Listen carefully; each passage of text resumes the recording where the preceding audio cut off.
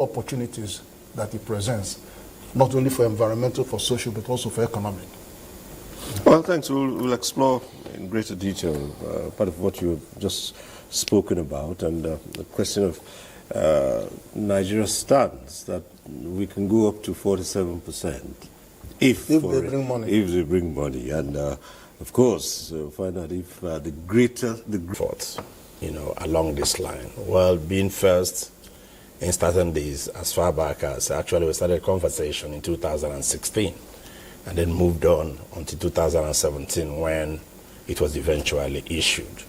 And certain standards were required, and for us to have been able to satisfy those standards then, which in fact Moody came in assessing or evaluating what we were doing and gave us excellent. Eventually, the bond issuance was successful, and then before we did the second one. But I think it points to the fact that if we listen to what Mr. President said at the Abu Dhabi Sustainability Week Summit about asking foreign investors to take advantage of the third issuance of the bond, then that explains part of that statement that it's not merely an environmental issue, but that it's a wonderfully global opportunity for investment. And we stand in a very good position to be able to harness this. Why? Just like Mr. President said in his speech, which was published by CNN late 2023, after we did the Dubai climate change COP, that's COP 28, that we're in a position to be able to benefit because almost everything around here is green. We have not burnt, we don't have the, coal and all the other mines that have to be closed down before we take advantage of what we have. So for us, it's a wonderful opportunity. And I would like to go back to what we say in the Climate Change Act as gas emission, inclusive green growth, and a sustainable economic development by mainstreaming clear climate change actions into national development priorities. So when you walk from there and look at some of the things that Mr. President and then some other players have said about our efforts to be able to benefit, for instance, from the green bond issue, which is by Mr. President, for him to have said that at that level, asking people to come in and invest. And with the successes that we have recorded, I have no doubt whatsoever that combining all this with some other areas that we have ventured into, like electric vehicles, compressed natural gas, and the rest of them, I think his statement is in order, that it's not merely an environmental issue, but a wonderful global investment opportunity. Dr. Anthony, for most citizens, the basic issue is relating these concepts, policies to everyday life, which for many would seem as a continuous struggle. This is the direction in which the country is going. It's going to boost its economy through the issuance of the green bonds. But for the citizen, the average citizen, it is relating the outcomes of such policies to everyday cost of living and production that really is the contributors. I will talk on the area of the impact using data to buttress my point as somebody that works in the Authority of Data in Nigeria. Now, global warming has come to stay. It's a new socioeconomic reality. The impact of it is on the output level in Nigeria, also the price level in Nigeria. When I say output level, look at the flood of 2020 and 2021 crisis. Another thing is this: if you want to, capital is also needed to diversify. You don't diversify when you don't have the base. But another thing is this: if we collect this loan, we are meant to invest it in environment-friendly production.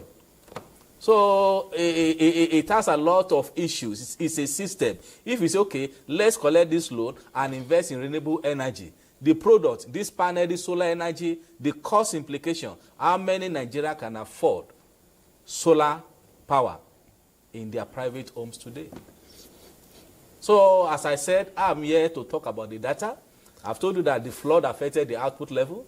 But now, thank God, the Bureau is embarking upon what we call CPI and GDP rebasing. By the end of this month, we are going to know the new structure of Nigeria economy in terms of industry, in terms of services, in terms of manufacturing. Also, we are going to know the real inflation rate. And when I say inflation rate, caused by also this global warming as well, as a factor that is responsible for persistent increase in price of goods and services. Just one bit I wonder about, if you can take us through that. Is there any available statistics to show within any specific period? You started off mentioning the floods that have ravaged the country, and these floods have almost been year in, year out, perennially, and of course affecting food production.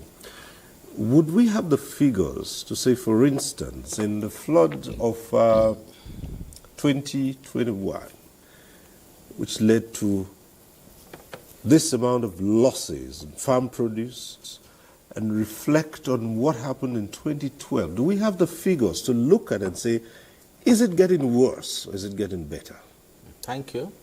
Now, to come up with such a figure, there should be a survey of impact analysis of flood on food production in Nigeria. The Bureau has not carried out such a survey for now. But what we can say is this from secondary analysis, right, before the flood, after the flood. From this analysis, we can tell you the impact of flood on output production in Nigeria. Before the flood, we have a GDP level. And we have the expected. But after the flood, if the expected is not actualized, we can reduce the cost of the deviation to flood. So that's what we call secondary analysis. For the primary analysis, survey should be done. Census should be done. But the Bureau has not been empowered to carry out that analysis or survey for now. All right, let's return to Mr. Fajuito. Yeah. Well, Nigeria has embraced the global aspiration to reduce carbon emissions. And although there are those who would argue that if you look at what Nigeria contributes to global warming in terms of pollution, it's significant. It's next to nothing. Yes. There are countries of the world that are highly industrialized, and we haven't even started. We haven't scratched the surface. So the question would be, we are pushing in, and yes, you say we are first in Africa in adopting some of the strategies. We want to reduce our dependency on fossil fuels. And what are the strategies we're engaging? I want you to look at that on one side. And on the other side, for those who say, yeah, it's all right for the industrialized world to tell us what to do at this time. We have the resources which we have yet to exploit, which they did to get to that level. And so, how does this play out for the balance of development efforts? Thank you very much. So, from the first question, we are low emitters, but we emit. So, and since we agreed to the Paris Agreement, we embarked on an energy transition plan. The CNG is our alternate energy before our plan is to hit net zero emissions by 2060. We're going CNG route, which brought about the establishment of the PCNGI and encouraging conversion of vehicles to CNG, and then we're also adopting electric vehicles. That is also our own contribution to reduction. Right. Now, the second question, the